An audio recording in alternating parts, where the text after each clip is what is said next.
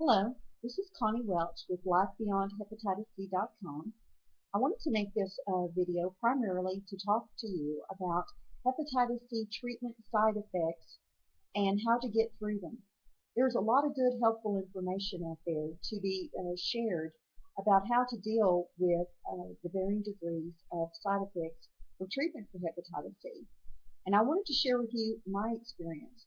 Let me start out by saying that I am currently on the triple therapy treatment for hepatitis C using the protease inhibitor Incivek, which is also telaprivir. It is produced by Vertex, and also the PEG interferon and ribavirin. The ribavirin are two pills that you take 3 times a day, and it has a fat requirement of 20 grams per dose that you have to take with the Incivek. And then the interferon is a pre-formulated pen that you do injections once a week, and then the ribavirin are pills that you take 2 times a day. There's not a food requirement with a ribavirin, so you can take it at the same time of Incivek without a problem, or you can alternate it. It's just totally up to you. But today I want to talk to you primarily about my experience with being on treatment, the side effects, and some helpful information that I have gained with dealing with side effects. Let me start out by saying one of the very common side effects of treatment for hepatitis C is anxiety and depression. Now, I want to share with you a short background.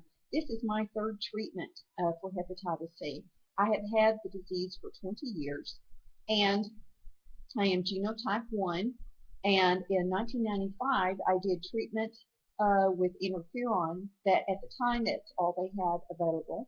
I was a partial responder, but then later on did relapse.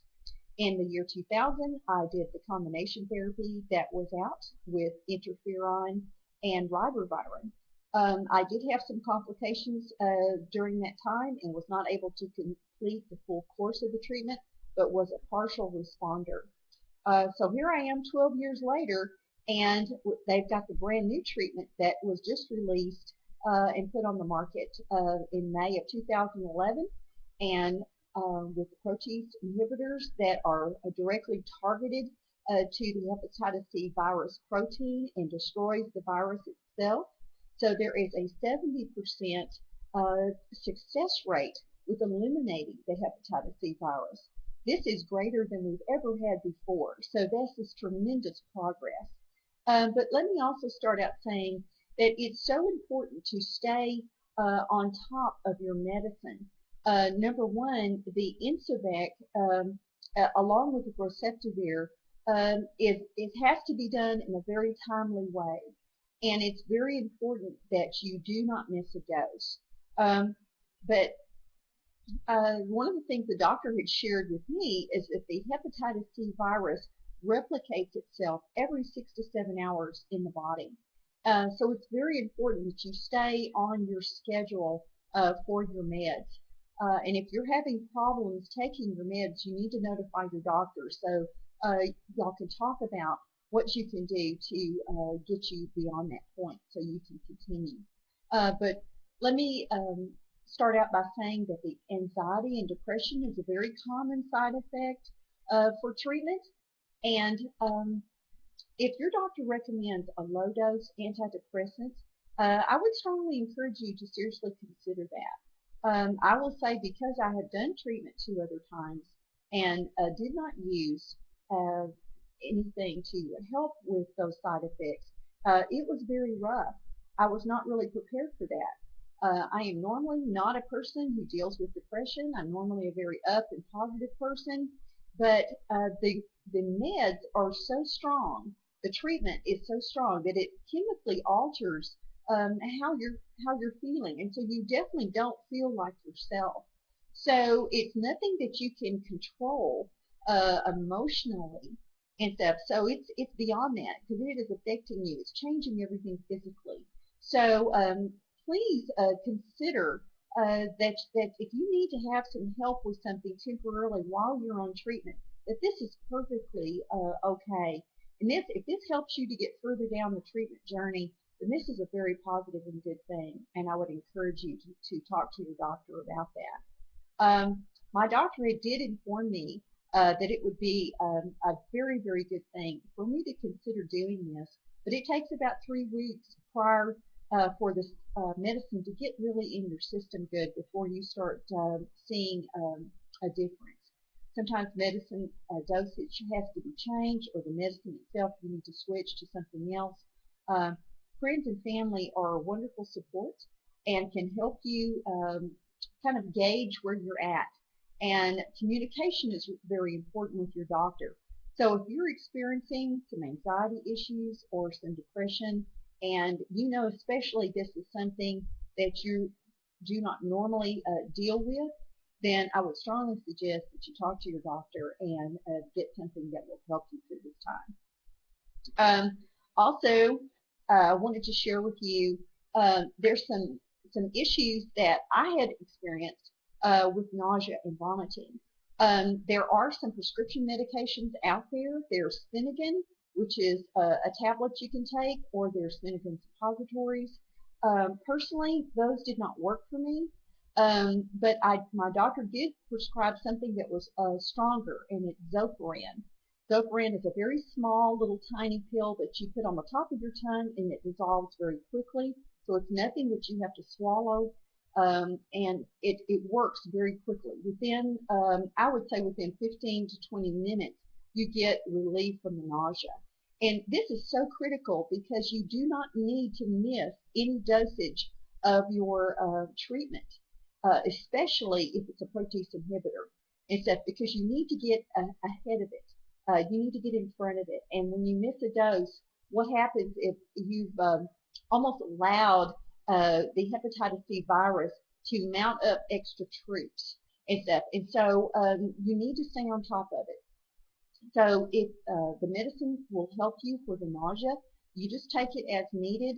And from my experience, nausea came and went. I did have some vomiting, but it was not all the time. But I will say I did experience that a little bit more when I was doing the Incivek part. Um, right at this viewing, I am off of the Incivek part. I've been off of it for approximately 8 weeks now. I have done extremely well with my blood work. Um, as far as my virus load count, at week 4 and at week 12, I had a non-detected virus load. I've just done my recent blood work this last week for my week 16 that's been completed. So I'll get the results soon for my next virus load count. The treatment is working. I want to encourage you with taking your meds, with doing, dealing with these side effects, that you will get beyond them. You will get further down the road. So you just have to be patient with the process. But I wanted to share with you about the help with the nausea, along with taking a prescription medication. If you're experiencing acid, stomach acid, or burning, indigestion, Tums works very well. And stuff. Also to keep something on your stomach like crackers, something that's light, because you're able to digest things, to deal with things with the medicine a lot easier if you have something a little bit on your stomach rather than letting your stomach just go empty. So that also helps with the nausea. And keeping yourself hydrated is very important. I know that you may feel like you're going to be sick of drinking water, but you do need to drink a lot of water during treatment.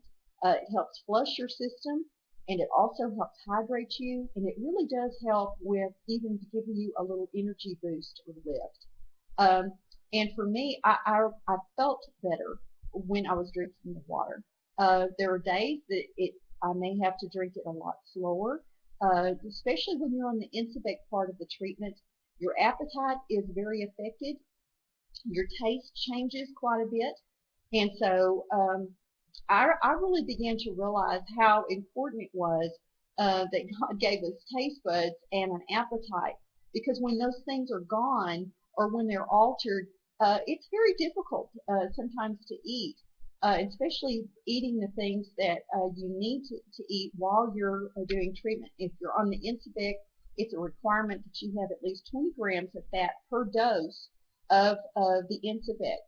And here's why this is important.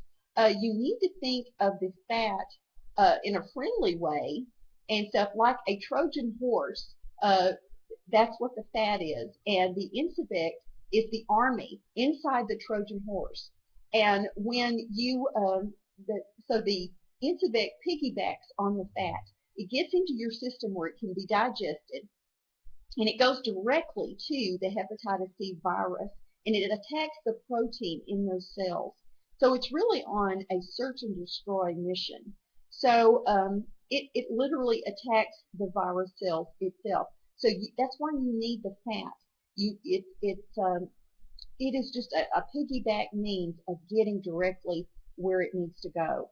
So even though I know it's difficult to have that much fat, I would encourage you that even if you have to eat a small meals, small amounts at a time, my doctor recommended for me to like start maybe 30 minutes ahead of when I was actually supposed to take my Incivek, and start maybe eating some peanut butter, doing some, it could be cookies or chips, ice cream, it could be nuts, it could be avocados, anything that has a higher fat content. But you need at least a minimum of 20 grams or more instead per each dose. And you have to take Incivek 3 times a day, and it has to be in 8-hour increments. For myself, I was on like at 8 o'clock, 4 o'clock, and a midnight regiment. And one of the things that helped me was that I made a chart. And I made a chart out of a spiral notebook, or you could do something on the computer. But while you're on treatment, you can begin to experience what they call brain fog and concentration issues. And sometimes it's difficult to remember, did I take medicine or not? I had my chart out in the kitchen. I had my medicine right there on it, so I knew that that was the central location. And every day I went there and I logged immediately when I took the medicine and the time. And it was a good thing that I did, because there was a time or two that I questioned, did I take my medicine? And so I had to go back and look on the chart. And so I would definitely tell you that that is a very good, helpful tip. And then also, even if you did that as a central communication tool, maybe you got a separate notebook or something. One of the things I learned on treatment, even when I've done it in the past, was that you can simply just forget. You know, there was a message that someone gave you, or an appointment, or some important thing that you needed to write down. If you will write it down immediately and put it in a central communication notebook or area, then again, it's much easier to go back and reference, and you'll be less frustrated. Family members will be less frustrated with you and stuff. And just remember that if this happens, it's just part of the treatment, and it's temporary, and stuff, that this will get better, and that you will get beyond this point. I can truly say that now that I've even been off of the Incivek part, and I'm still continuing with the Ribavirin and the PEG interferon, that my concentration has gotten tremendously better. I can read a book now, and I can absorb what I've read and retain it. I can do some things that I wasn't able to do before. I still deal with side effects, but they are considerably better. So you just have to be focused on what you can do each week. One of the main things I did was I would note on the calendar what treatment day it was and what week I had completed. I like to call mile marker days, because I started treatment on a Monday. So Monday is what I consider my mile marker day. So that's what I would keep focused on every single week, is just getting to the next Monday. Because every time I did, I checked off another week of treatment. And the best thing to do is not to look at the long haul of, you've got so many weeks or so many months worth of treatment, because that's very overwhelming. But short, small goals that are easy to attain are much more encouraging and are very doable and stuff. And so that's where you need to focus on is just getting through the day or getting through to the next week, to your next mile marker. And I would encourage you, celebrate something like if it's your next blood work or if it's a special test or something that you receive. Concentrate on those positive things and things that you can do that keep you focused, on going forward. Don't get bogged down if you start feeling bad, thinking that this is the way you're going to feel the whole treatment time, because it's simply not true. One of the things that I did discover on my treatment experience also is that side effects generally come and run in cycles. So if you're having a bad time with something, that doesn't mean that you're going to have it for the entire time. It's just probably going to cycle itself out and stuff. So be patient with the process. Now, one of the side effects that I'm going to talk about is a little sensitive. So I apologize, but I feel like this does need to be shared because it's a subject that not a lot of people really want to talk about, but I believe we need to talk about it in order to help each other. But on the Incivek part of the treatment, there is a side effect of rectal burning and itching that can be quite severe. I have heard other people who did not have as a severe of time, and I have heard of others that did. So, here's what I have found. I did experience that, but one of the big, huge helps was the Preparation H extra strength cream and suppositories. That was, I never left home without that. That was a huge plus to help me with relief with those issues.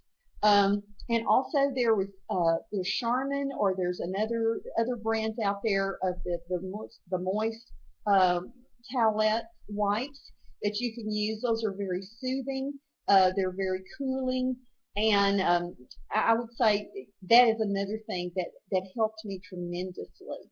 So there's also a brand called Tux, Tucks, and that also has a cooling liquid in there to help with rectal burning and itching, hemorrhoidal type issues.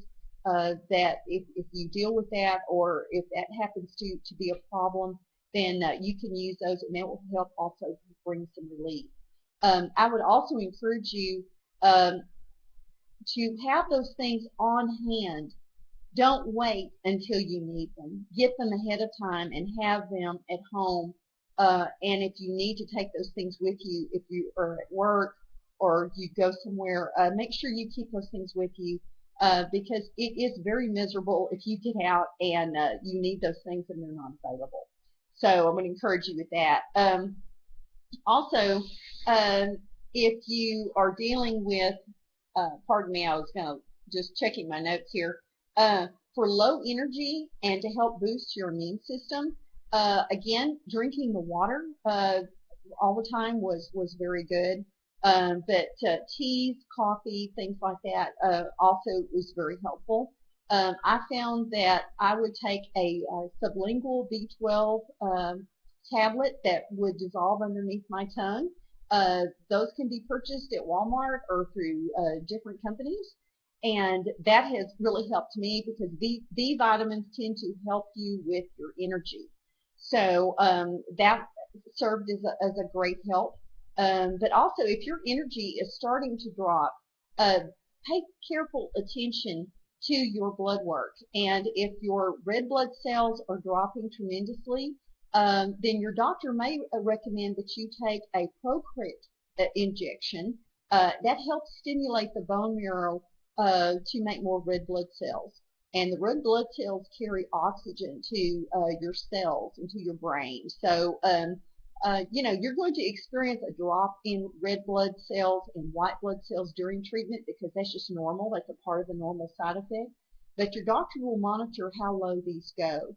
So pay attention to that. And I would say make yourself a list of questions. Every time you go to see your doctor, make sure that you communicate well with the doctor and the nurse so that you can get the help you need. Make sure you communicate with what's going on.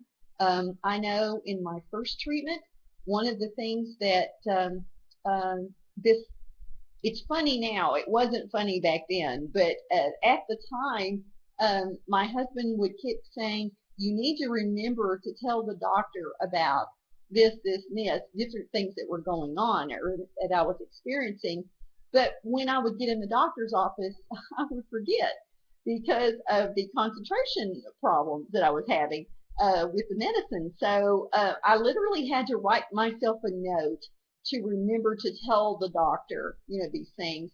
And I remember my doctor he's so serious, but he's so wonderful. And he was sitting there, and I told him, doctor, I've been forgetting to tell you that I have a memory problem. I thought the man was going to fall out of his chair. It was just laughing so hard. But, like I said, it's funny now, but it wasn't funny back then. But that's where my family and I learned that the central communication notebook was very helpful because if I wrote it down, then it helped me to remember, and it saved a lot of frustration. So just keep that good communication and make sure you communicate really well with your doctors. Well, this is all of part one on Hep C treatment side effects and how to get through them. Stay tuned for part two when I really start getting into some different type of side effects that are different from what we've discussed today. And feel free to contact me, email me, or whatever, and ask me anything that if you feel like you need to ask. Everybody, whatever we can contribute to help each other to get through the treatment journey is a very good thing. And I'm certainly here for you for that. If you'd like to go check out my website, it's lifebeyondhepatitis.com, and I've got a variety of information on the website of resource and health information. So talk to you soon. All right, bye-bye.